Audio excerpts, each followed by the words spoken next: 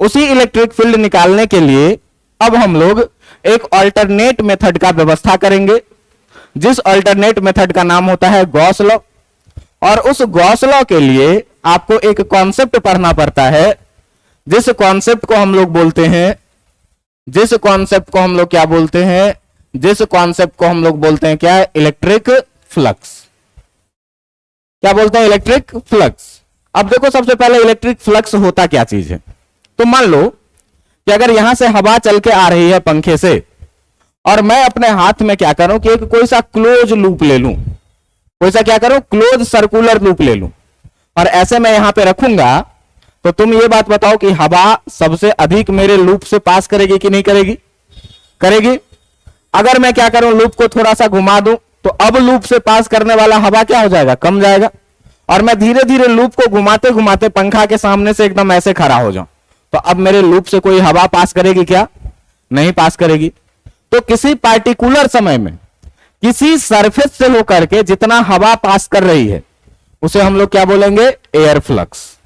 बात समझ में आ रहा है, क्या बोला, एयर फ्लक्स। जैसे जैसे एरिया को घुमा रहे हैं, आने वाले एयर का मात्रा क्या होता जा रहा है, कम होता जा रहा है। इसका मतलब फ्लक्स क्या होता जा रहा है, कम होता जा रहा है।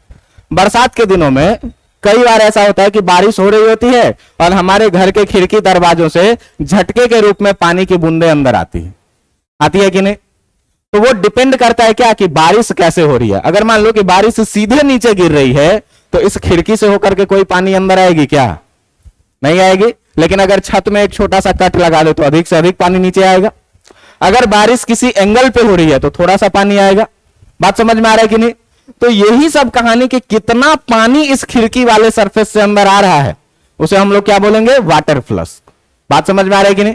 अब देखो कि यहां पर हम लोग क्या पढ़ रहे हैं, इलेक्ट्रिक फील्ड पढ़ रहे हैं, और इलेक्ट्रिक फील्ड को रिप्रेजेंट करने के लिए हम लोग क्या लाते हैं, electric field lines.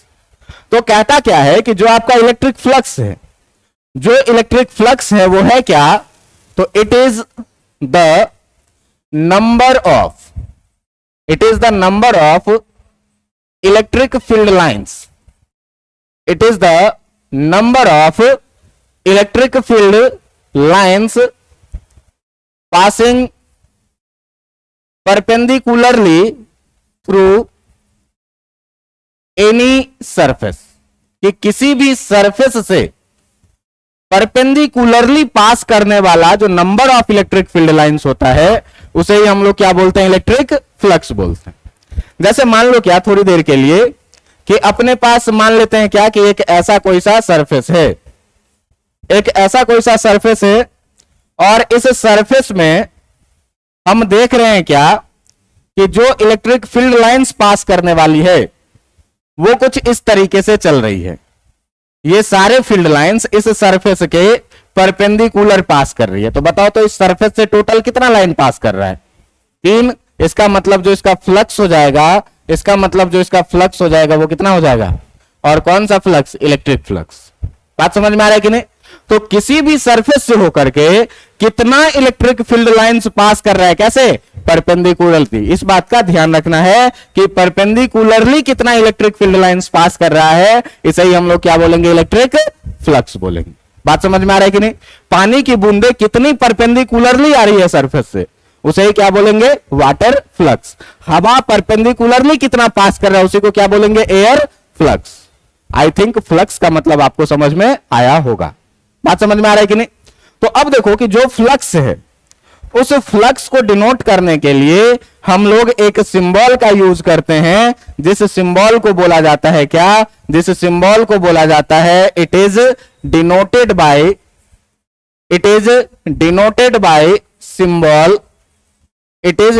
Bye symbol क्या, फाई। जो तुम लोग लिखते हो ना, alpha, theta, phi, angle denote करने के लिए वही सिंबल ये क्या है, फाई। एक्चुअली ये होता है, थीटा को हम लोग ऐसे लिखते हैं और थीटा को ऐसे लिखते हैं, तो फाई को कैसे लिखेंगे, ऐसे। बात समझ में आ रहा है कि नहीं। मतलब यहां पे अगर हम लोग बात करें क्या, कि इलेक्ट्रिक फ्लक्स कितनी है, तो यहां पर फाई इक्वल टू कितनी हो जाएगी, 3। क्या करना है, देखना है केवल ये बात कि कितना नंबर ऑफ लाइंस किसी भी सरफेस से होकर के परपेंडिकुलरली पास कर रहा है। इतनी बातें समझ में आ रही है कि नहीं। अब देखो, अगर मान लो क्या, कि कोई सा दूसरा सरफेस है अपने पास, दूसरा सरफेस है कुछ इस तरीके से। अब इस तरीके से सरफेस है, तो इस सरफेस पर हम देखेंगे क्या कि कितना लाइन इस सरफेस से पास कर रहा है और परपेंडिकुलरली पास कर रहा है। तो एक लाइन में ऐसे बनाता हूं, दूसरा लाइन में ऐसे बनाता हूं, तीसरा लाइन में ऐसे बनाता हूं, चौथा लाइन में ऐसे बनाता हूं, पांचवा लाइन में ऐसे बनाता हूं, छठा लाइन में ऐसे बनाता हूं। अब आप मुझे बताएं कि यहां पर इलेक्ट्रिक फ्लक्स का वैल्यू कितना है। ये सारा का सारा परपेंडिकुलर सरफेस से पास कर रहा है, कितना है 4। क्यों कि जो सरफेस के बाहर से पास कर रहा है उससे मुझे कोई मतलब नहीं है। हमको वो नंबर ऑफ लाइंस देखना है जो नंबर ऑफ लाइंस सरफेस के अंदर से पास करे। और कैसे पास करे, परपेंडिकुलरली पास करे। तो यहां पर अगर हम लोग फ्लक्स फाई इक्वल टू लिखेंगे तो कितना लिखेंगे, 4 लिखेंगे। इलेक्ट्रिक फ्लक्स समझ में आया कि नहीं। अब सवाल ये उठता है कि सर इलेक्ट्रिक फ्लक्स का फीलिंग तो समझ में आ गया कि कितना नंबर ऑफ लाइंस किसी भी सरफेस से होकर के परपेंडिकुलरली पास करेगा। मान लो कि यहां से ये अपना बोर्ड सरफेस है और यहां से फील्ड लाइंस ऐसे बाहर आ रही है, तो इस सरफेस से होकर के जितना फील्ड लाइंस बाहर आएगा, परपेंडिकुलरली बाहर आएगा, उसी नंबर ऑफ फील्ड लाइंस को हम लोग क्या बोलेंगे, इलेक्ट्रिक फ्लक्स बोलेंगे। बात समझ में आ रहा है कि नहीं। अब सवाल ये उठ रहा है क्या कि इस फ्लक्स को हम लोग कैलकुलेट कैसे करें। ये फ्लक्स किन किन बातों पर डिपेंड कर रहा है। तो अभी तुम जरा सा सोचना कि मैं अभी तुमको बोल रहा था क्या कि अगर हवा आ रही है और मैं अपने हाथ में एक सर्कुलर सरफेस लेकर के खड़ा हूं, तो अभी इस समय में जितनी हवाएं आ रही है वो मैक्सिमम हवा मेरे सरफेस से होकर के पास करेगा। लेकिन अगर मैं इसको घुमाने लग जाऊं तो हवा के मात्रा में अंतर पड़ेगा कि नहीं पड़ेगा। अगर मैं ऐसे घूम जाऊं तो हवा के मात्रा में अंतर पड़ेगा कि नहीं पड़ेगा, पड़ेगा हवा के मात्रा में अंतर। कि इससे कितना हवा पास कर रहा है उसमें अंतर पड़ेगा। कहोगे कैसे, तो इसको एक प्रैक्टिकल एग्जांपल से देखते हैं। गर्मी का मौसम आ गया, हमारे घर में कूलर होती है और कूलर में एक डायरेक्शन चेंज करने वाला स्विच होता है, जिसको आप घुमाओगे तो हवा का डायरेक्शन क्या हो जाता है, चेंज हो जाता है। तो आप बताओ कि जब सर्कुलर पोर्शन जिससे हवा आ रही है, तो सीधा हवा जब आती है तो अधिक हवा आती है आप तक। लेकिन जब उसको क्या करते हैं कि हम लोग घुमा करके डायरेक्शन चेंज कर देते हैं स्विच से, तो एक्चुअली हमने क्या किया है, एरिया के डायरेक्शन को घुमा दिया है। एरिया के डायरेक्शन को क्या किया है, घुमा दिया है। और अब बाहर आने वाली हवा का मात्रा भी क्या होता है, कम हो जाता है। तुम ऐसे ही सोचो कि मेरे हाथ में अगर रिंग रहेगा तो अभी सीधे सीधे हवा रिंग से पूरा पूरा पास करेगी, और मैं ऐसे करके घुमा दूं तो अब कम हवा पास करेगी, और ऐसे लेकर के खड़ा हो जाऊं तो अब रिंग से कोई हवा आर पार नहीं होगी, सारी हवाएं क्या होगी, पैरेलल निकल जाएगी। इसका मतलब क्या कि कहीं ना कहीं एरिया के डायरेक्शन को चेंज कर देने से, एरिया के डायरेक्शन को चेंज कर देने से अमाउंट ऑफ एयर कम जा रहा है। यहां पर भी आप देखेंगे क्या कि एरिया के डायरेक्शन को चेंज कर देने से फील्ड लाइंस पास करने वाला भी क्या हो जाएगा, कम हो जाएगा। तुम ऐसे सोचो कि बोर्ड में से जो लाइट आ रही है तुम्हारे तरफ, वो सीधे जाएगी, रे के जैसे एकदम सीधे जाएगी। अब ये बोर्ड मेरा सरफेस है, इसका फ्लक्स मैक्सिमम है। अब मैं क्या करूं कि इस बोर्ड को पकड़ के घुमाने लग जाऊं, तो फील्ड तो तुम्हारे तरफ जा रही है, और हम बोर्ड को अगर पकड़ करके घुमा करके ऐसे सीधा कर दें अपने तरफ, तो अब इस बोर्ड के आर पार कोई लाइन जाएगा क्या, नहीं जाएगा। इसका मतलब क्या कि जब ऐसे था तो इससे बहुत सारी लाइंस निकल के तुम तक पहुंच रही थी, और जब मैं इसको ऐसे घुमा दूंगा तो अब इसके आर पार कोई भी लाइन पास नहीं करेगा। बात समझ में आ रहा है कि नहीं। तो इसका मतलब यह हुआ क्या कि जैसे ही आप एरिया के डायरेक्शन को बदलेंगे, तो एरिया के डायरेक्शन के बदलने से फ्लक्स पर फर्क पड़ेगा। इसका मतलब कि डायरेक्शन से क्वांटिटी पर फर्क पड़ रहा है। और आपको मैं बोला हूं कि जब भी डायरेक्शन चेंज करने से क्वांटिटी पर फर्क पड़े तो चीजों को हम लोग स्केलर नहीं मानते हैं, क्या मानते हैं, वेक्टर। तो अभी तक हम लोग पढ़ते थे क्या कि जो आपका एरिया है, आपका जो एरिया है, ये एरिया कैसा क्वांटिटी है, स्केलर क्वांटिटी है। लेकिन हम यहां पर देख रहे हैं क्या कि एरिया का डायरेक्शन बदलने से, इस सरफेस का डायरेक्शन बदलने से फ्लक्स प्रभावित हो रहा है। बात समझ में आ रही है कि नहीं। क्या हो रहा है, फ्लक्स प्रभावित हो रहा है। इसका मतलब क्या हुआ, इसका मतलब क्या हुआ कि एरिया के डायरेक्शन से क्वांटिटी पर फर्क पड़ रही है, और जब डायरेक्शन किसी चीज में चेंजिंग के लिए जिम्मेदार हो तो ऐसे चीजों को हम लोग स्केलर नहीं कह सकते। बात समझ में आ रहा है कि नहीं। तो यहां से हम लोग देखेंगे क्या कि यहां से हम लोग देखेंगे क्या कि चूंकि एरिया का डायरेक्शन चेंज करने से, by changing the direction of area, by changing the direction of area, कि एरिया का डायरेक्शन चेंज करने से जो फ्लक्स है वो चेंज हो रहा है। द फ्लक्स चेंजेज, क्या हो रहा है? फ्लक्स चेंज हो रहा है। इसीलिए हम लोग क्या करेंगे कि यहां पर जो है सो एरिया को कंसीडर करेंगे। कैसे? Area is considered as, area is considered as कैसा क्वांटिटी? Vector quantity. इसीलिए यहां पर एरिया को कैसे कंसीडर करना है? वेक्टर के जैसे। अब देखो कि जैसे ही बात होती है वेक्टर की, तो सवाल ये आ जाती है क्या कि भैया इस वेक्टर का डायरेक्शन कैसा होगा? क्योंकि कोई भी क्वांटिटी वेक्टर क्वांटिटी इसीलिए है क्योंकि इसके पास मैग्नीट्यूड के साथ साथ क्या है? एरिया भी, डायरेक्शन भी है। तो एरिया का अगर मैग्नीट्यूड निकालना हो तो रेक्टेंगुलर रहेगा तो लेंथ इनटू ब्रेथ, सर्कुलर रहेगा तो पाई आर स्क्वायर, लगा करके मैग्नीट्यूड तो हम लोग निकाल लेंगे। लेकिन एरिया का डायरेक्शन कैसा होगा? तो इस डायरेक्शन के लिए आपको दो बातों का ध्यान रखना है। दो बातों का ध्यान रखना है। क्या? पहला कि for open surface, open surface और क्लोज सरफेस दो तरह की बातें होती है। जैसे देखो ये बोर्ड है अपना, तो ये बोर्ड कैसा है? ओपन सरफेस है। लेकिन ये रूम कैसा है? क्लोज सरफेस है, चारों तरफ से क्या है? बंद है। हम एक स्फीयर लाएं और उस स्फीयर में आपको बीच में बिठा दें तो कैसा सरफेस हो गया? क्लोज सरफेस हो गया। और ओपन सरफेस का मतलब क्या कि एक रेक्टेंगुलर चटाई लाए और इसके ऊपर में आपको बैठा दिया, अब कैसा सरफेस हो गया? Open surface. तो दो अलग अलग सरफेस के लिए हम लोग बात करेंगे। और कहता है क्या कि for open surface the direction of area, the direction of area vector, the direction of area vector is always perpendicular to the surface, is always perpendicular to the surface. कि ओपन सरफेस के लिए जो area vector होगा वो हमेशा कैसा होगा? Perpendicular to the surface होगा। आप देखना कि ये बोर्ड अगर ओपन सरफेस है तो इससे परपेंडिकुलर बाहर की तरफ भी हो सकता है और इससे परपेंडिकुलर अंदर की तरफ भी हो सकता है।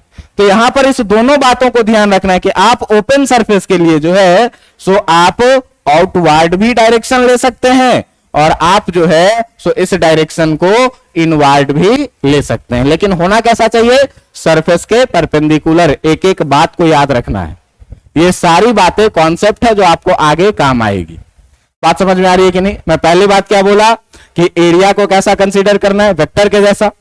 वेक्टर के जैसे जैसे ही कंसीडर करना है तो सवाल उठता है क्या कि भाई इस एरिया का डायरेक्शन कैसा होगा? तो डायरेक्शन के लिए हम लोगों ने पहला बात आपको क्या बताया कि यदि सरफेस आपका ओपन है तो ओपन सरफेस के लिए डायरेक्शन ऑफ एरिया वेक्टर, ध्यान देना हम लोग किसके बारे में बात कर रहे हैं अब? एरिया वेक्टर के बारे में। तो एरिया वेक्टर का जो डायरेक्शन होगा वो कैसा होगा? हमेशा परपेंडिकुलर टू द सरफेस। अब परपेंडिकुलर यहां से बाहर की तरफ भी हो सकता है और परपेंडिकुलर यहां से अंदर की तरफ भी हो सकता है। बात समझ में आ रही है कि नहीं? जैसे देखो कि अगर मान लो कि हम एक सरफेस का बात करें और ये सरफेस मान लीजिए क्या कि ये सरफेस कुछ इस तरह का है, तो यहां से अगर हम एरिया वेक्टर का बात करेंगे तो it may be perpendicular outward. ये है क्या आपका एरिया वेक्टर, और इसको हम इस डायरेक्शन में भी ले सकते हैं, इनवर्ड डायरेक्शन में भी। ये भी कैसा होगा? ये भी कैसा होगा? तो ये भी होगा क्या? Area vector. मतलब हम परपेंडिकुलर आउटवर्ड भी ले सकते हैं और परपेंडिकुलर इनवर्ड भी ले सकते हैं। कब? जब सरफेस कैसा हो? जब सरफेस कैसा हो? सरफेस कैसा हो? Open surface. बात समझ में आ रहा है कि नहीं? लेकिन अगर क्लोज सरफेस होगा, लेकिन अगर क्लोज सरफेस होगा तो हम लोग बात करेंगे क्या? For close surface, for close surface the direction of area vector, the direction of area vector is always perpendicular, is always perpendicular। और ध्यान रखना है कैसा? आउटवर्ड। हमेशा ही कैसा होगा? परपेंडिकुलर बाहर की तरफ। अब ध्यान देना कि क्लोज सरफेस का मतलब मान लो कि ये रूम कैसा सरफेस है? Close surface. तो इस क्लोज सरफेस में आप देखेंगे एक छत है, एक फर्श है, चार दीवारें हैं, तो ये चारों तरफ से बंद है। अब हमको एरिया वेक्टर चाहिए तो एक टाइम पे किसी एक ही सरफेस की बात होगी। तुमसे पूछा जाए कि छत का एरिया वेक्टर किधर होगा, तो अगर छत का एरिया निकालना रहे तो मैग्नीट्यूड तो तुम लेंथ इंटू ब्रेथ निकाल लोगे, लेकिन डायरेक्शन पूछे तो परपेंडिकुलर और बाहर की तरफ मतलब ऊपर की तरफ। अगर आपसे पूछा जाए कि फर्श का एरिया, तो लेंथ इंटू ब्रेथ करके आप निकाल लेंगे मैग्नीट्यूड, लेकिन डायरेक्शन पूछा जाए तो परपेंडिकुलर और किधर की तरफ, बाहर की तरफ, नीचे की तरफ। अपने आप को उस क्लोज सरफेस के अंदर बंद कर देना है और डायरेक्शन किधर सोचना है, परपेंडिकुलर और किधर की तरफ, बाहर की तरफ। इस दीवार का एरिया पूछे तो परपेंडिकुलर और बाहर की तरफ, इस दीवार का एरिया पूछे तो परपेंडिकुलर और इस दीवार का पूछे तो परपेंडिकुलर बाहर, और उस दीवार का भी पूछे तो परपेंडिकुलर और किधर, बाहर की तरफ। बातें समझ में आ रही है कि नहीं? मतलब कि अगर ओपन सरफेस के लिए बात किया जाए तो आप आउटवर्ड और इनवर्ड दोनों ले सकते हैं, लेकिन अगर क्लोज सरफेस के लिए यही बात आपसे पूछा जाए तो आप केवल याद रखेंगे क्या कि एरिया वेक्टर कैसा होना चाहिए, परपेंडिकुलर और कैसा, आउटवर्ड। बात समझ में आ रहा है कि नहीं?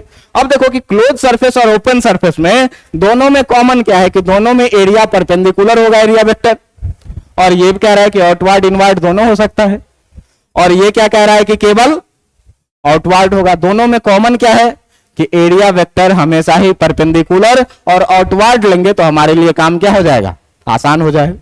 बात समझ में आ रहा है कि नहीं?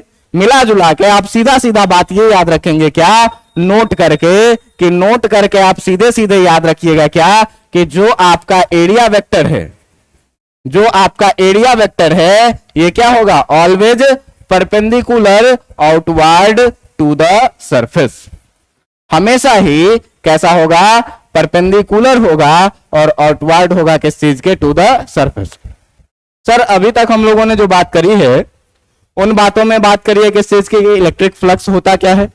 तो इलेक्ट्रिक फ्लक्स के बारे में मैंने आपको क्या बताया कि ये क्या है, नंबर ऑफ फील्ड लाइंस, कि कितना लाइंस पास कर रहा है किसी भी सरफेस से, और सरफेस से जैसे तैसे नहीं, परपेंडिकुलर। उसी नंबर ऑफ लाइंस को हम लोग क्या बोलेंगे, फ्लक्स बोलेंगे। इस फ्लक्स में मैंने आपको क्या बोला कि एरिया को चेंज करने से फ्लक्स चेंज हो रहा है। तो जो एरिया अभी तक स्केलर था उसको हम लोग कैसा कंसीडर करेंगे, वेक्टर के जैसे, और वेक्टर के जैसे जब कंसीडर करेंगे तो अब सवाल उठता है कि वेक्टर का डायरेक्शन कैसा लिया जाए। तो फिर दो बातें, एक अगर ओपन सरफेस रहेगी तो परपेंडिकुलर, आउटवर्ड, इनवर्ड कुछ भी ले सकते हैं, और अगर क्लोज सरफेस रहे तो क्लोज सरफेस रहे तो एरिया का डायरेक्शन हमेशा किधर लेंगे, परपेंडिकुलरली आउटवर्ड। मान लो क्या भाई कि अपने पास जो है सो अपने पास मान लो क्या कि कुछ ऐसा सरफेस है और इसमें आप अगर ध्यान से देखेंगे तो इसमें आपको 6 सरफेस देखने को मिलेगी। इसमें आपको 6 सरफेस देखने को मिलेगी, और इस 6 सरफेस का जो अगर हम डायरेक्शन का बात करेंगे तो तुम जरा सा ध्यान देना कि अगर हम इस टॉप वाले सरफेस के एरिया का बात करें तो लेंथ इंटू ब्रेथ करेंगे, एरिया निकल जाएगा। और अगर इसका हमको एरिया वेक्टर चाहिए तो एरिया वेक्टर हमेशा ही किधर, परपेंडिकुलर और किधर की तरफ, बाहर की तरफ। ये जो हो जाएगा क्या, एरिया वेक्टर। बात समझ में आ रहा है कि नहीं? अगर हम दूसरे सरफेस का बात करें, अपना दूसरा सरफेस मान लो कौन सा, ये वाला सरफेस दिख रहा है, तो ये वाले सरफेस का तुम्हारा डायरेक्शन किधर होगा, तो परपेंडिकुलर और किधर की तरफ, बाहर की तरफ। ये चीज क्या हो जाएगा, इसका एरिया वेक्टर। अगर तुम बात करो किस चीज का भाई, अगर तुम बात करो इस वाले सरफेस का, तो एरिया तो निकाल लोगे, रेक्टेंगुलर है, लेंथ इंटू ब्रेथ करके। लेकिन अगर वेक्टर का डायरेक्शन पूछा जाए तो किधर, परपेंडिकुलर, बाहर की तरफ। ये हो जाएगा क्या, आपका एरिया वेक्टर। बातें समझ में आ रही है कि नहीं?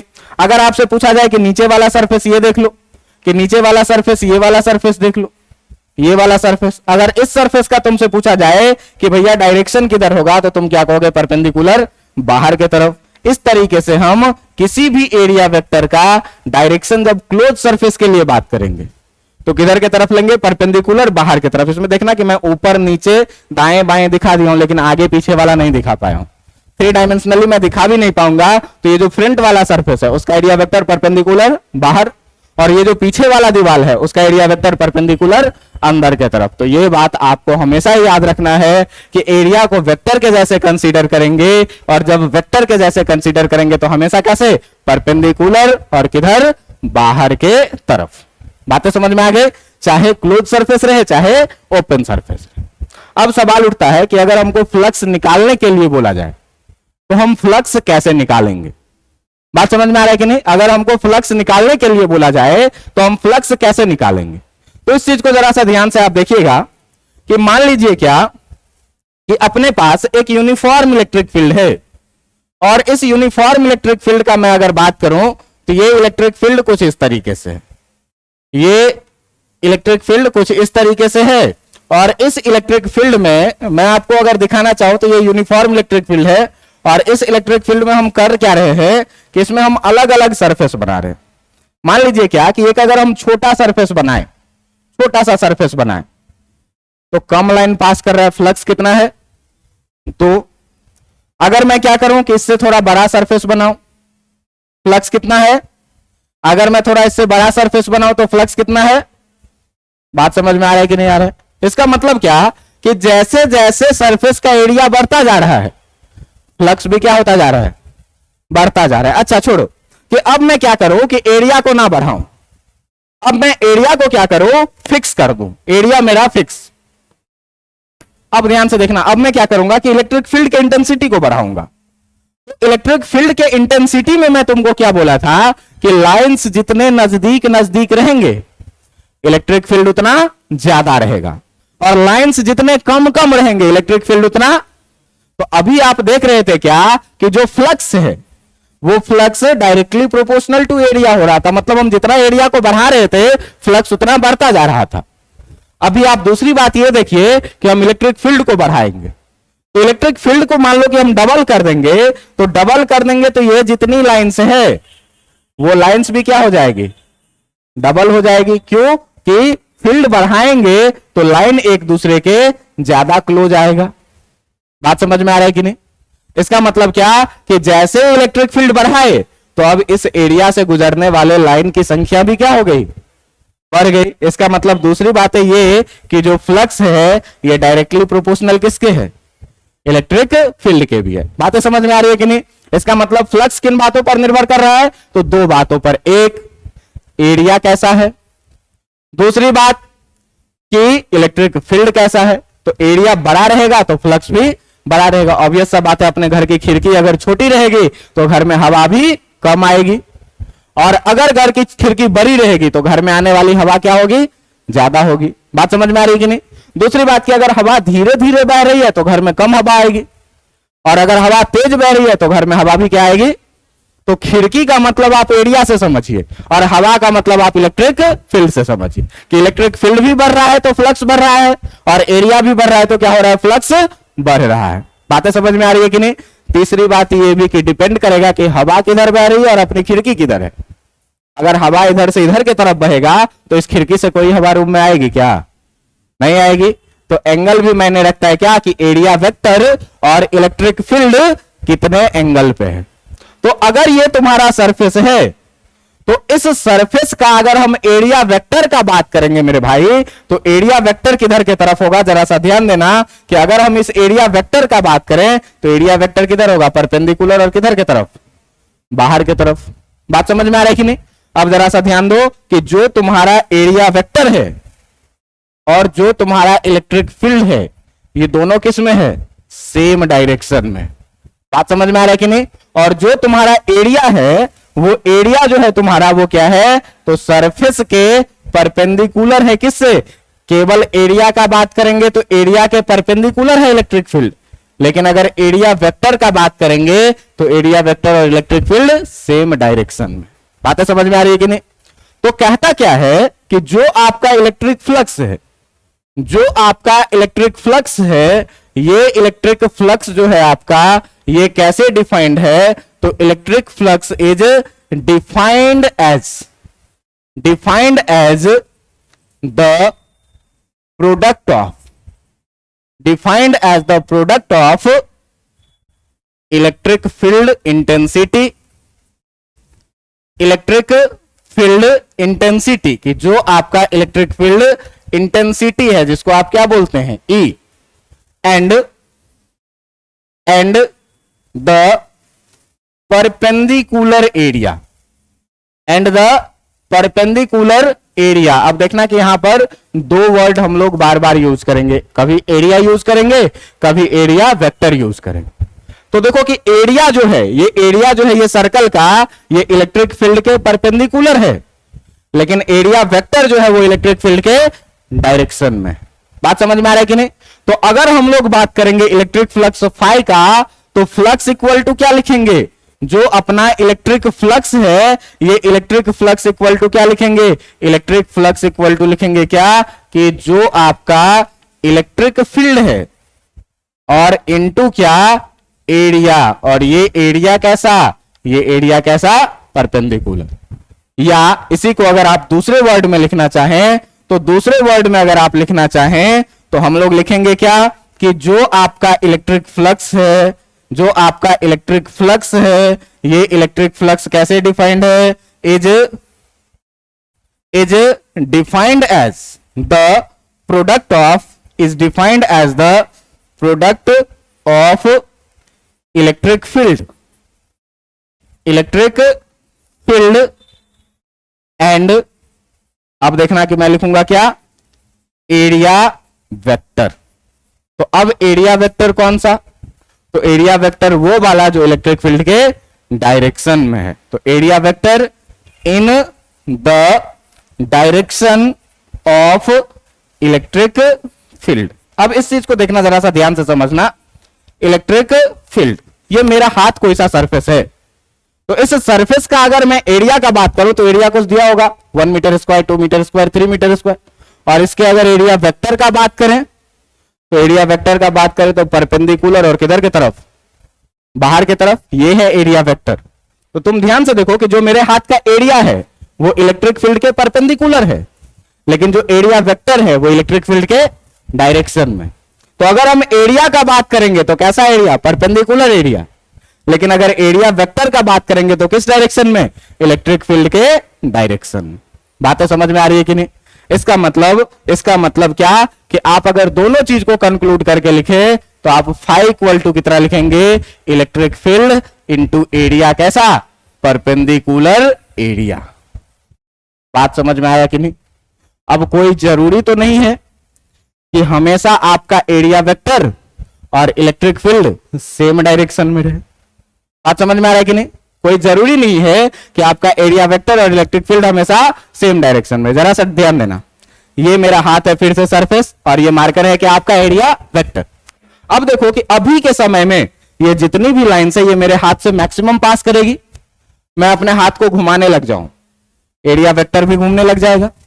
घुमाते घुमाते मैं अपने हाथ को अगर ऐसे सीधा कर दूं, तब लाइंस भी ऐसे जा रही है मेरे हाथ के लॉन्ग। मेरे हाथ के आर पार कोई भी लाइंस जाएगा क्या? और जब तक आर पार कोई लाइन जाएगा नहीं तब तक कोई फ्लक्स होगा क्या? नहीं होगा। तो फ्लक्स होने के लिए जरूरी है कि सरफेस ऐसा है तो इससे सारी लाइंस पास कर रही है, लेकिन जैसे जैसे हाथ को घुमाएंगे लाइंस कमती जाएगी, और एक समय ऐसा आ जाएगा कि एरिया वेक्टर जो है सो क्या हो जाएगा? परपेंडिकुलर हो जाएगा किसके? इलेक्ट्रिक फील्ड के, और मेरे हाथ के आर पार कोई भी लाइंस पास नहीं करेगा। इसीलिए हमको एरिया हमेशा कैसा लेना है? परपेंडिकुलर एरिया लेना है। या एरिया वेक्टर कौन सा लेना है? तो वो एरिया वेक्टर जो इलेक्ट्रिक फील्ड के डायरेक्शन में हो। अब आपको मैं क्या बोल रहा था कि भाई अगर इतना है तब तो E इंटू ए सीधे कर देंगे, मेरा काम हो जाएगा। लेकिन अगर हम ऐसे हाथ को घुमा दें, अब जैसे जैसे हाथ को घुमाएंगे फ्लक्स बदलेगा, तो एरिया वेक्टर और इलेक्ट्रिक फील्ड के बीच का एंगल भी तो कुछ ना कुछ बदल रहा है कि नहीं बदल रहा है? बदल रहा है। तो उस केस में जो है सो फ्लक्स कैसे निकाला जाए?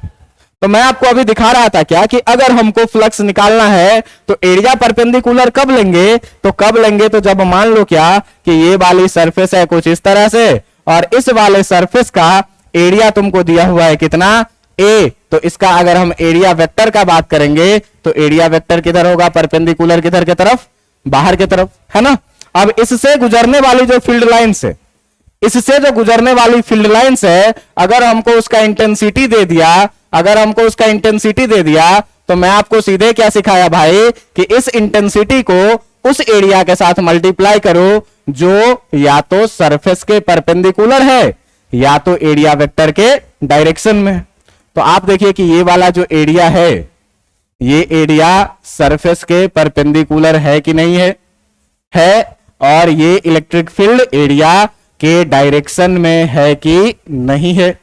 है। तो यहां पर अगर हमको फ्लक्स फाई इक्वल टू लिखना होगा तो सीधे हम क्या करेंगे, ई इंटू कितना, ए। लेकिन ध्यान रखना है कि ये एरिया कैसा है, परपेंडिकुलर है या एरिया वेक्टर के डायरेक्शन में इलेक्ट्रिक फील्ड है। बात समझ में आ रहा है कि नहीं? तो प्रोडक्ट लेंगे उस इलेक्ट्रिक फील्ड का जो इलेक्ट्रिक फील्ड एरिया वेक्टर के डायरेक्शन में। बात समझ में आ रहा है कि नहीं?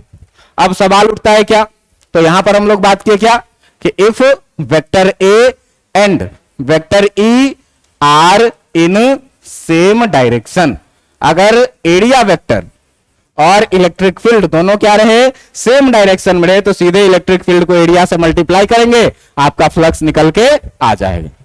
लेकिन अब ध्यान दीजिएगा कि अगर क्या हो, अगर क्या हो, अगर क्या हो कि इफ वेक्टर ए, इफ ऐसे लिखना कि if electric field, if electric field, आपको बहुत अच्छे से पता है कि इलेक्ट्रिक फील्ड कैसा क्वांटिटी है, vector quantity, makes an angle, makes an angle theta with area vector. ध्यान देना यहां पर मैं क्या लिखा हूं, एरिया वेक्टर मतलब क्या, वेक्टर ए। अब क्या कह रहा है कि जो आपका इलेक्ट्रिक फील्ड है वो अभी तक क्या था, तो एरिया वेक्टर के डायरेक्शन में था, that is theta equal to कितना डिग्री, 0 डिग्री। दोनों सेम डायरेक्शन में तो थीटा कितना, 0 डिग्री। लेकिन मैं आपको क्या बोला कि अगर एरिया वेक्टर के साथ इलेक्ट्रिक फील्ड कितना एंगल बनाए, थीटा एंगल बनाए, तब क्या होगा। तो ध्यान देना कि सरफेस में जो कंसीडर कर रहा हूं, ये सरफेस है ऐसा एक सर्कल, ये सर्कल आपको दिख रहा होगा, ऐसे जमीन पर रखा हुआ सर्कल है, ये सर्कुलर सरफेस है। और इस सर्कुलर सरफेस का अगर हम एरिया मान लेते हैं थोड़ा देर के लिए, कितना है, ए, तो अगर इसके एरिया वेक्टर का हम लोग बात करेंगे भाई, तो ये एरिया वेक्टर किधर होगा, परपेंडिकुलर, और किधर की तरफ, बाहर की तरफ। ये है क्या, एरिया वेक्टर ए। बात समझ में आ रहा है कि नहीं? अब क्या कह रहा है तुमसे, कह रहा है क्या कि ये जो इलेक्ट्रिक फील्ड है, ये इलेक्ट्रिक फील्ड एरिया वेक्टर के साथ कितना एंगल बना रहा है, ये इलेक्ट्रिक फील्ड एरिया वेक्टर के साथ कितना एंगल बना रहा है, थीटा। अब मुझे आप बताएं कि फ्लक्स कितना होगा। बात समझ में आ रहा है कि नहीं?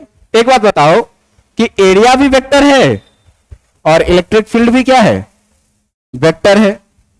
तो इस वेक्टर को हम लोग घुमा फिरा सकते हैं कि नहीं घुमा फिरा सकते? अब जरा सा ध्यान से देना, ये ऐसे सर्कल है तुम्हारे सामने, जमीन पे रखा हुआ सर्कल दिख रहा होगा तुमको, ऐसा एरिया वेक्टर परपेंडिकुलर बाहर की तरफ, और यहां से थीटा एंगल पर इलेक्ट्रिक फील्ड निकल रहा है। तो या तो एरिया को घुमाइए या तो इलेक्ट्रिक फील्ड को घुमाइए।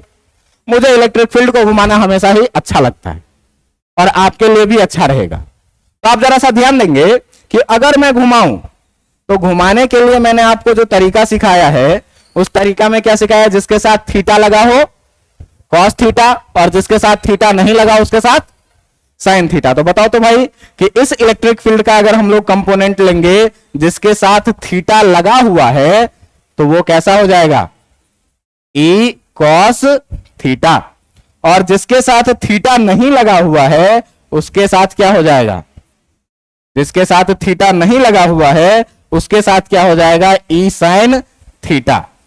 जिसके साथ थीटा नहीं लगा हुआ उसके साथ क्या हो जाएगा, ई साइन थीटा। इसका मतलब ये वाला जो कंटेंट हो जाएगा, ये कैसा हो जाएगा, ये वाला कंटेंट कैसा हो जाएगा, ये वाला कंपोनेंट, ये वाला कंपोनेंट आपका हो जाएगा कितना, ई साइन थीटा के बराबर।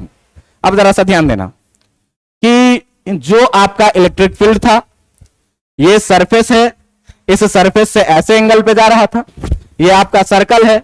ई साइन थीटा वाला जो कंपोनेंट है, ये कहीं पर भी इस सरफेस को आर पार करेगा क्या? देखो ऐसे सरफेस था तुम्हारा, ऐसे सरफेस था, और इस सरफेस पे इलेक्ट्रिक फील्ड ऐसे था। नीचे वाला कंपोनेंट ई साइन थीटा है ना, जिसके साथ थीटा नहीं लगा था, और ऊपर वाला कंपोनेंट क्या है, ई कॉस थीटा। तो अगर मैं सरफेस है और सरफेस से इस फील्ड लाइंस को ऐसे पास करवाऊं, तो कभी सरफेस को आर पार करेगा क्या? सरफेस को कभी आर पार नहीं करेगा। और जब तक सरफेस को आर पार नहीं करेगा तब तक कोई फ्लक्स बनेगा क्या? नहीं बनेगा। तो इसका मतलब यह हुआ क्या, इसका मतलब यह हुआ क्या कि जो आपका ई साइन थीटा है, जो आपका ई साइन थीटा है, E sine theta is parallel to the area. या फिर आप इसी को लिख सकते हैं क्या, सरफेस, कि जो ई साइन थीटा है, सरफेस भी ऐसा है और ई साइन थीटा भी ऐसे पास कर रहा है, तो कभी आर पार करने वाला सीन नहीं है। तो E sine theta is parallel to the surface, so it does not cross, cross the surface. ये कभी भी क्या करेगा, सरफेस को क्रॉस नहीं करेगा। एंड हेंस इससे होगा क्या, there is no flux, due to E sine theta. E sine theta के कारण कोई भी फ्लक्स नहीं होगा। क्यों कि मैं अभी आपको बोला था क्या, कि फ्लक्स होने के लिए जरूरी है क्या हो, कि इससे होकर के पास करे, सरफेस से होकर के। जैसे मान लो कि अगर बारिश हो और बारिश होगी और पानी किसी एंगल पे आएगा, तो हमारे रूम में बारिश का झटका आएगा। बात समझ में आ रहा है कि नहीं, बारिश का झटका आएगा, और बारिश का झटका आएगा तो मेरा फ्लक्स होगा। लेकिन सोचो कि खिड़की ऐसे और पानी सीधे नीचे गिर रही है, तो खिड़की के आर पार कोई पानी हो पाएगा क्या, नहीं हो पाएगा। तो अगर खिड़की के सरफेस के पैरेलल पानी गिर जाए तो कोई फ्लक्स नहीं होगा। तो ये ई साइन थीटा जो है, सो इस सरफेस के कैसे चला गया, पैरेलल चला गया, मतलब कभी एक दूसरे को क्रॉस नहीं करेगा, इसीलिए ई साइन थीटा के कारण कोई भी फ्लक्स नहीं होगा। बात समझ में आ रही है कि नहीं। लेकिन ई कॉस थीटा देखो सीधे सरफेस के आर पार कर रही है, परपेंडिकुलर है। तो मैं तुमको बोला ही हो क्या, कि जो फ्लक्स निकालना है वो इलेक्ट्रिक फील्ड का और उस एरिया वेक्टर का जो इलेक्ट्रिक फील्ड के डायरेक्शन में हो, उस दोनों का प्रोडक्ट लेते हैं तो क्या निकल के आता है, फ्लक्स निकलता है। इसका मतलब जो नेट फ्लक्स होगा, इसका जो मतलब होगा कि net flux can be given by, कैसे दिया जाएगा, गिवन बाय कैसे, phi equal to electric field into कैसा एरिया, तो एरिया वेक्टर, कैसा area vector, in the direction of electric field, वैसा एरिया वेक्टर जो इलेक्ट्रिक फील्ड के डायरेक्शन में। तो ध्यान देना कि अगर हम लोग फ्लक्स लिखेंगे फाई इक्वल टू, तो इलेक्ट्रिक फील्ड कितना है, ई कॉस थीटा, और ई कॉस थीटा के डायरेक्शन में एरिया वेक्टर कितना है, ए। बात समझ में आ रहा है कि नहीं। तो अब अगर मुझे यहां पर फ्लक्स लिखना है तो फाई इक्वल टू, तुम बताओ, सीधे मैं ई ए कॉस थीटा लिख सकता हूं कि नहीं लिख सकता हूं। ई के बारे में तुमको पता है कि ये क्या है, इलेक्ट्रिक फील्ड, ये इलेक्ट्रिक फील्ड कितना है। ए के बारे में तुमको पता है ये क्या है, एरिया। और थीटा के बारे में तुमको पता होना चाहिए कि ये क्या है, एंगल बिटवीन, एरिया नहीं, area vector and electric field. बात समझ में आ रहा है कि नहीं। एरिया के बीच में नहीं, एरिया के बीच का मतलब हो गया क्या, एरिया के बीच का मतलब हो गया ये वाला एंगल, ये वाला एंगल नहीं है। किसके बीच का एंगल है, एरिया वेक्टर और इलेक्ट्रिक फील्ड के बीच का। बात समझ में आ रहा है कि नहीं। तो यहां पर जो है सो हम लोगों ने देखा क्या, कि अगर किसी पार्टिकुलर एंगल पे रहेगा तो फ्लक्स कैसे लिखेंगे, ई ए कॉस थीटा। अब ध्यान देना कि इलेक्ट्रिक फील्ड भी वेक्टर है और एरिया भी तुम्हारा क्या है, वेक्टर है यहां पर। तो दो वेक्टर है और कॉस थीटा में है डिफाइन। तो आपको याद होगा कि हम लोग कभी वेक्टर में पढ़े थे कि vector A dot vector B हम लोग लिखते हैं कितना, ए बी कॉस थीटा, जहां पर थीटा क्या होता था, थीटा होता था क्या, angle between vector A and vector B. तो वेक्टर ए और वेक्टर बी के बीच का एंगल है कितना, इलेक्ट्रिक फील्ड भी वेक्टर और एरिया भी क्या, वेक्टर। तो भाई साहब फ्लक्स इक्वल टू हम लोग ई डॉट ए लिख सकते हैं कि नहीं लिख सकते, लिख सकते हैं कि नहीं लिख सकते हैं। बात समझ में आ रही है कि नहीं आ रही है। अब सवाल यहां से उठता है कि सर जब फ्लक्स आप निकाल दिए तो एक नया क्वांटिटी आया। अब नया क्वांटिटी आया तो इसके लिए हमको तीन चीजों को पहले डिसाइड करना पड़ेगा कि फ्लक्स का यूनिट क्या होगा, फ्लक्स वेक्टर होगा कि स्केलर होगा, और इस फ्लक्स का डायमेंशन फॉर्मूला क्या होगा। बात समझ में आ रहा है कि नहीं। तो अगर तुमको याद होगा तो मैं वेक्टर में बताया था कि डॉट प्रोडक्ट को ही हम लोग क्या बोलते हैं, स्केलर प्रोडक्ट बोलते हैं। क्यों बोलते हैं स्केलर प्रोडक्ट, क्योंकि डॉट प्रोडक्ट का जो आंसर आता है वो कैसा आता है, स्केलर आता है। तो देखो तो फ्लक्स जो है दो वेक्टर के डॉट प्रोडक्ट में डिफाइन है, इसका मतलब फ्लक्स कैसा क्वांटिटी होगा, स्केलर क्वांटिटी होगा। तो यहां पर हम लोग नोट करके क्या लिखेंगे, नोट करके क्या लिखेंगे कि जो आपका इलेक्ट्रिक फ्लक्स है, जो आपका इलेक्ट्रिक फ्लक्स है, ये इलेक्ट्रिक फ्लक्स इज एन कैसा क्वांटिटी, स्केलर क्वांटिटी है। बात समझ में आ रहा है कि नहीं, कैसा क्वांटिटी है, स्केलर क्वांटिटी है। दूसरी बात ये कि अगर इसका एसआई यूनिट पूछा जाए तो एसआई यूनिट का अगर हम बात करेंगे, SI unit of electric flux का, तो अगर इलेक्ट्रिक फ्लक्स का हम लोग एसआई यूनिट का बात करेंगे तो ध्यान दीजिए, तो ये है इलेक्ट्रिक फील्ड, क्या लिखे हैं, phi equal to E dot क्या ए। इलेक्ट्रिक फील्ड का यूनिट आपको पता होगा न्यूटन पर, और एरिया का यूनिट आपको पता होगा कितना, इसी को बताइए तो न्यूटन मीटर स्क्वायर पर कूलम लिख सकते हैं कि नहीं लिख सकते हैं, लिख सकते हैं। तो एसआई यूनिट ऑफ फ्लक्स क्या हो जाएगा, न्यूटन मीटर स्क्वायर पर क्या। बात समझ में आया कि नहीं आया, बात समझ में आया कि नहीं। अब इसका डायमेंशन निकालना है, तो तुमको याद होगा कि इलेक्ट्रिक फील्ड का डायमेंशन मैंने तुमको बताया था। इलेक्ट्रिक फील्ड का डायमेंशन ऐसे नहीं याद हो तो आपको ये तो जरूर याद होगा कि E equal to force per unit charge, पता है कि नहीं है। अब अगर इतनी बातें पता है तो देखो, तो अगर हम लोग बात करेंगे किस चीज का, अगर हम लोग बात करेंगे किसका, डायमेंशन फॉर्मूला का, और डायमेंशन फॉर्मूला किसका, तो फॉर फ्लक्स। फ्लक्स के लिए अगर हम लोग डायमेंशन फॉर्मूला का बात करें तो देखिए, तो फाई इक्वल टू कितना लिखे हैं, ए इंटू ए, ई को कितना लिखते हैं, एफ बाय इंटू कितना, फोर्स का डायमेंशन फॉर्मूला अगर हमको निकालना है फ्लक्स का, तो जो डायमेंशन फॉर्मूला फ्लक्स का होगा वही डायमेंशन फॉर्मूला इधर का होगा। फोर्स का डायमेंशन फॉर्मूला आपको याद होगा कितना, M L T minus area metre square होता है, कितना डायमेंशन हो जाएगा, और चार्ज का डायमेंशन क्या होता है। बात समझ में आ रहा है कि नहीं। अब देखो जरा सा ध्यान से कि अगर तुमको फ्लक्स का डायमेंशन चाहिए तो इसको सॉल्व करो, डायमेंशन निकल जाएगा। मास कितना है, एक, लेंथ एक यहां और दो यहां, कितना हो गया, टाइम एक ऊपर जाएगा तो -2 पहले से है तो कितना हो जाएगा, और ए ऊपर जाएगा तो कितना हो जाएगा, ये हो गया किसका डायमेंशन, फ्लक्स का डायमेंशन। बात समझ में आ रही है कि नहीं आ रही है। अब देखिए कि यहां तक की जो आज कहानी थी ये फ्लक्स की एक बेसिक कहानी थी, जिस बेसिक कहानी में मैं आपको क्या बताया कि फ्लक्स क्या होता है।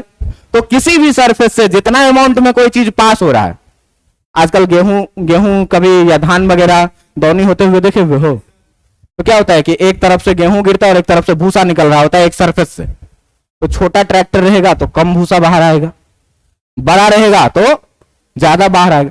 तो किसी सरफेस से होकर के जिस अमाउंट में भूसा बाहर आ रहा है परपेंडिकुलर, उसे क्या बोलेंगे, भूसा बाहर आ रहा है तो भूसा फ्लक्स, पानी आ रहा है तो पानी फ्लक्स, हवा आ रहा है तो एयर फ्लक्स, और इलेक्ट्रिक फील्ड पास कर रहा है तो इलेक्ट्रिक फ्लक्स। बात समझ में आ रहा है कि नहीं। कैसे निकालना है इलेक्ट्रिक फ्लक्स, तो मैं क्या बोला कि इलेक्ट्रिक फ्लक्स को निकालने के लिए आपको क्या करना पड़ेगा कि इलेक्ट्रिक फ्लक्स को निकालने के लिए आपको इलेक्ट्रिक फील्ड और इनटू वैसा एरिया जो इलेक्ट्रिक फील्ड के परपेंडिकुलर हो, और नहीं तो इलेक्ट्रिक फील्ड और इनटू ऐसा एरिया वेक्टर जो इलेक्ट्रिक फील्ड के डायरेक्शन में हो। दोनों एक ही बात है, सरफेस परपेंडिकुलर होगा तभी तो एरिया वेक्टर उसी डायरेक्शन में होगा। बात समझ में आ रहा है कि नहीं, ऐसा ये चीज। अब यहां से ध्यान से देखना कि मैं क्या बोला कि डायरेक्शन बदलने से एरिया वेक्टर का डायरेक्शन, फ्लक्स का मात्रा बदल जाता है। तो फ्लक्स को एरिया को कैसे कंसीडर करना है, वेक्टर के जैसे। डायरेक्शन कैसे लेना है, तो सारा लंद फंद छोड़ के एक लाइन में सीधे परपेंडिकुलर और किधर की तरफ, बाहर की तरफ। बात समझ में आ रहा है कि नहीं। फिर मैं बोला कि निकालना कैसे है, तो इलेक्ट्रिक फील्ड इनटू एरिया, वैसा एरिया जो परपेंडिकुलर हो या वैसा एरिया वेक्टर जो इलेक्ट्रिक फील्ड के डायरेक्शन में हो। अगर डायरेक्शन में होगा तो सीधे E इंटू ए कर देंगे। अगर डायरेक्शन में नहीं हुआ, यहां पर तुम देखो कि इलेक्ट्रिक फील्ड का और एरिया वेक्टर का डायरेक्शन क्या है, अलग अलग है। अगर अलग अलग डायरेक्शन में होगा तो इलेक्ट्रिक फील्ड को घुमा देंगे। ऐसे मेरा हाथ देखो कि अगर ऐसे मान लो कि जा रहा है तो सरफेस को पार करेगा कि नहीं, लेकिन अगर ऐसे जाएंगे तो कभी सरफेस को पार करेंगे। तो इलेक्ट्रिक फील्ड को क्या किए, दो कंपोनेंट में तोड़ दिए, जिसके साथ थीटा लगा था कॉस थीटा, ये सरफेस को पार कर रहा है, परपेंडिकुलरली पार कर रहा है, लेकिन साइन थीटा ये सरफेस को टच करके जा रहा है, बस आर पार कभी नहीं हो रहा है। तो आर पार नहीं हो रहा है तो इस साइन थीटा के कारण कोई फ्लक्स नहीं होगा, लेकिन ई कॉस थीटा परपेंडिकुलर जा रहा है और एरिया वेक्टर के डायरेक्शन में है, तो इस ई कॉस थीटा को और एरिया वेक्टर को मल्टीप्लाई कर देंगे तो फ्लक्स निकल जाएगा।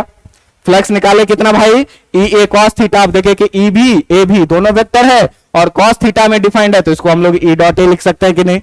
डॉट प्रोडक्ट का रिजल्ट स्केलर आता है, इसीलिए इलेक्ट्रिक फ्लक्स कैसा क्वांटिटी, यूनिट क्या हो जाएगा, न्यूटन मीटर स्क्वायर पर कूलम स्क्वायर, और डायमेंशन निकाल करके मैं आपको दिखाया। अब ध्यान से देखना कि अभी तक हम लोग जिस सरफेस का बात किए हैं वो सारा सरफेस प्लेन सरफेस था। बात समझ में आ रहा है कि नहीं। ऐसा भी तो हो सकता है कि सरफेस कैसा हो, कर्व सरफेस। बात समझ में आ रहा है कि नहीं। तो यहां पर अगर हम एरिया वेक्टर का बात करेंगे तो परपेंडिकुलर बाहर की तरफ, यहां पर बात करेंगे परपेंडिकुलर बाहर की तरफ, यहां पर बात करेंगे परपेंडिकुलर बाहर की तरफ। अब ये तीनों डायरेक्शन अलग अलग है एक ही सरफेस का। बात समझ में आ रहा है कि नहीं। तीनों डायरेक्शन क्या है, अलग अलग। हम अगर प्लेन सरफेस का बात करते तो कहीं भी सेम डायरेक्शन में, परपेंडिकुलर बाहर की तरफ सारा सेम डायरेक्शन में, लेकिन अगर कर्व सरफेस हो जाएगा तो तीनों क्या, अलग अलग डायरेक्शन में। तो अगर ऐसा सीन रहेगा तब कैसे फ्लक्स निकालेंगे। क्लोज सरफेस है तो कई बार ऐसा होगा कि हवा खिड़की से अंदर भी आएगी, तो ऐसा भी तो हो सकता है कि रूम से ही हवा किधर जाए, बाहर जाए। तो किसको पॉजिटिव लेना है, किसको नेगेटिव लेना है और क्यों लेना है, ये सारी चीजें कल बताऊंगा। और कल ही आपका बहुत ही इंपॉर्टेंट टॉपिक स्टार्ट होगा जिसका नाम होगा क्या, गॉस लॉ। बात समझ में आ रहा है। तो फ्लक्स की इतनी कहानी को आप लोग पढ़ के आइएगा। आज के लिए इतना काफी है।